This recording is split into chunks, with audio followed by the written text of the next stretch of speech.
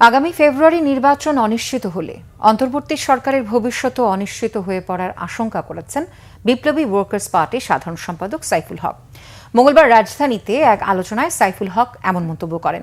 Dhaka reporters unity মিলনায়তনে বর্তমান রাজনৈতিক বাস্তবতা এবং করণীয় শীর্ষক আলোচনার আয়োজন করে গণতন্ত্র মঞ্চ।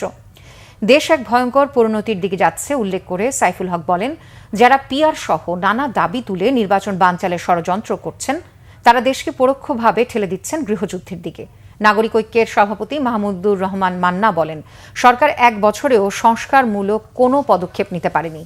বলেন, ঠিকভাবে নির্বাচন করতে না পারলে দেশে অন্ধকারে তলিয়ে যাবে।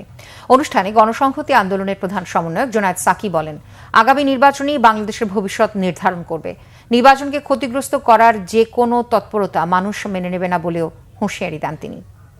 কিছুই করতে পারেননি, আর 6 মাসে কি করবেন? তাহলে আমরা কোথায় দাঁড়িয়ে আছি? আজকের রাজনৈতিক বাস্তবতা কি? যদি নির্বাচন ঠিক মতো করতে না পারেন তাহলে দেশে অন্ধকারের অমানিসা নেমে আসবে, ওইখান থেকে বেরোনো কষ্ট হবে। সরকারের মধ্যে কেউ না কেউ আছেন যারা সশস্ত্র বাহিনীকে এবং সরকারের সাথে একটা অপ্রয়োজনীয় দূরত্ব যারা অব্যাহত তারা রেখে দিতে চান। এটা একটা ভয়ঙ্কর খেলা। সরকারের সাথে সেনাবাহিনী সহ আমাদের গুরুত্বপূর্ণ প্রতিষ্ঠানগুলোর যোগাযোগ থাকবে, আলাপ আলোচনা থাকবে, এবং তারা তো সরকারেরই তারা অধীনে কাজ করবেন। সরকার রাজনৈতিক কমান্ডে, তাদের যে প্রশাসনিক কমান্ডে তারা কাজ করবেন।